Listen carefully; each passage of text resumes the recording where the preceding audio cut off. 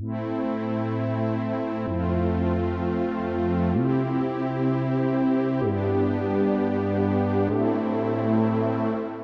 所周知，第五代隐身战机在当今航空发展史上占据着非常重要的地位。要知道，第五代隐身战机是现今最为先进的战机，不单单是对航空工业产生了极大的促进作用，对于现代军事的发展也产生了非常大的影响。可以说，第五代隐身战机在世界范围已经形成了一股强大的旋风，在现代军事中也掀起了一次科技革命。目前，全球服役的五代机有4款，美国就有2款，分别是 F-22和 F-35战机，而美国要对 F-22战机进行全面升级改造，使其在航电系统上有所提升，并计划服役至2035年。消息一经传出，外界议论纷纷。这款战机毕竟是美国在21世纪的主力战机，战斗力非常强悍。然而，就在所有人都将注意力放在五代机上时，却有国家准备弯道超车，直接绕过五代机研发6代战机。说到这里，很多人都想到了，赶在美俄两国之前公布6代机研发的国家——英国。没有研制过五代机的英国，在今年突然宣布将在5年内试飞下一代战斗机的超音速原型机，此消息一出，立刻吸引了世人的目光。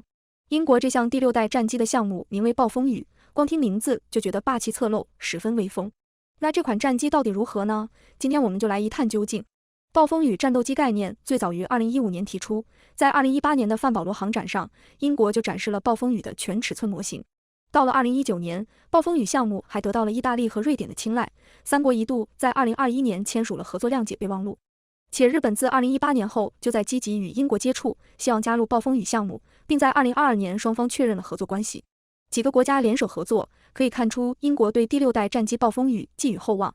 尤其是英国和参与此次项目合作的日本、意大利，这3个国家都有一定的航空工业基础。英国在冷战时期开发的堪培拉轻型轰炸机，能被美国引进并升级改装成为 RB-57D 型高空侦察机。此外，英国还研发了钥匙战斗机，让垂直短距起降战斗机在一时之间名扬天下。之后，英国又与多国合作，研制的欧洲联合战斗机台风成为21世纪多国的主力战机。而日本也曾研制过 F-2 战机、C-2 运输机和 P-1 反潜巡逻机，并为了跻身五代机俱乐部，独立制造了星神战机进行技术验证机，积累了相当丰富的经验和数据。而作为欧洲工业强国之一的意大利，不仅独自研发了 M346 高级教练机，还是目前欧洲唯一的 F-35 战机的生产基地，科研能力和工艺水平绝对。而英国作为曾经的日不落帝国，虽然国力大不如从前，但其野心并没有减小。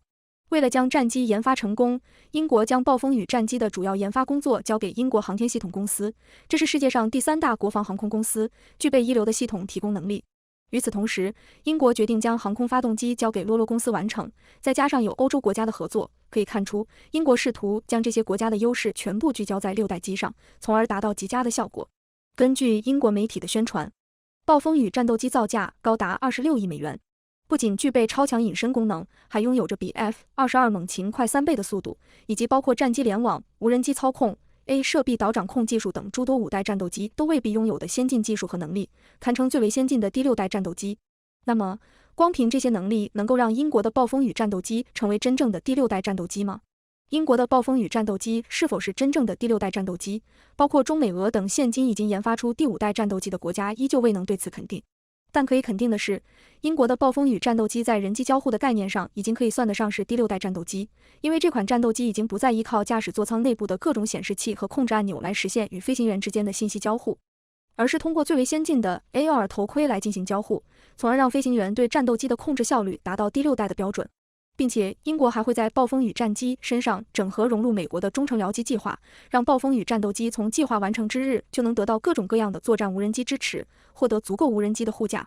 另外，暴风雨战机在战场感知能力上得到进一步提升，改变了过去依靠雷达和红外线传感器的属性，而是借助大量传感器来构建信息联网，并通过无人僚机和预警机的雷达来完成目标侦察等任务。同时，暴风雨战机还拥有智能蒙皮技术，大量布置了机载雷达和传感器，机载雷达和其他传感器的占据面积远超其他类型的战斗机，从而会让暴风雨同样可以成为军队当中其他单位最为敏锐的眼睛，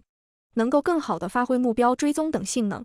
再加上英国为这款战斗机准备的新一代中等推力发动机，能够让这款中型战斗机提供高达10吨的推力。倘若暴风雨战斗机能够搭载2台这款基于 EJ200 改进过来的新式中型发动机，将能让这款战斗机拥有超越 F-22 的强大推力和推重比。从这里就可以看出，英国预定研发和制造的暴风雨战斗机同样是一款自身最大起飞重量不会超过20吨的中型战斗机。虽然英国在研发暴风雨战机过程中投入了巨大资源，不过它并未展现出远远甩开五代机的技术能力表现。根据计划要求，该新式战机最早要在2030年才能具备参与实战能力，而美国等其他国家将抓住这个期间升级改进自身的五代机，届时大概率会呈现出彼此互相竞争的发展态势。因此，从目前的情况看，三国联合开发的这款第6代战机暴风雨恐怕很难按期实现首飞。原因有3：首先，缺少变循环发动机，因为6代机除了继续侧重隐身设计之外，换装变循环发动机也是重要一项。只有这样才能让6代机在任何飞行状态下都能保持最优的敏捷性能。因此，能否按期研制并装备可靠的变循环发动机，是6代机研制的主要难点。但现实的问题是，三国根本没有可用的发动机。那么，在发动机领域，三国是求助于美国，还是自行研发呢？其次，三国在其他技术领域非常欠缺。英国自己是直接跳过第5代战斗机，直接研发第6代战机的。这也意味着英国在研发暴风雨的时候，必须把第5代战斗机的课给补上。虽然6代机目前还没有像5代机那样统一的 4S 标准，但是可以肯定的是，6代机在未来作战中将有更快的信息处理能力、更远的超视距打击能力，还要具备有人无人协同作战能力，更要拥有与其他平台或盟友的互操作性能力。但在这几方面，三国的技术积累几乎为零。虽然英国也曾在有人无人领域推出了中程僚机蚊子项目，但可惜这个项目还在概念阶段就被扼杀了。所以，作为暴风雨项目，作为6代机，在诸多领域还需要从头做起。想要在5年内几乎是不可能的任务。最后也是最关键的问题，那就是钱的问题。英国每年的军事预算在400亿英镑左右，而在未来10年航空作战预算仅为180亿英镑。由于预算上的拮据，已经迫使英国削减了 F-35战机的采购量。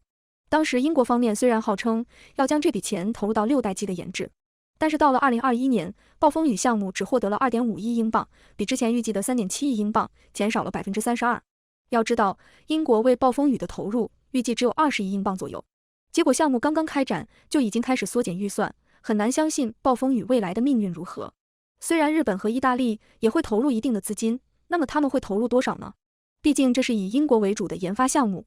要知道，美国为研制 NGAD 下一代空中优势第6代战机，在2023财年就要投入17亿美元，约14.1亿英镑。如此看来，英国的暴风雨项目目前看似热闹非凡，但很可能最终是无疾而终。如果美国 NGDA 或法国主导的 FCAS 未来空中作战系统研制成功，谁会投入巨大精力去搞研发呢？不如直接打开钱袋子直接采购。那么英国的第6代战机暴风雨最终又会何去何从呢？是否真的能达到他们预期所说的那样，我们现在还不得而知，只能让时间给我们答案了。本期的视频就到这里了，请持续关注我们，既可以收看最新视频，又能浏览往期精彩。欢迎在评论区留言，我们下期再见。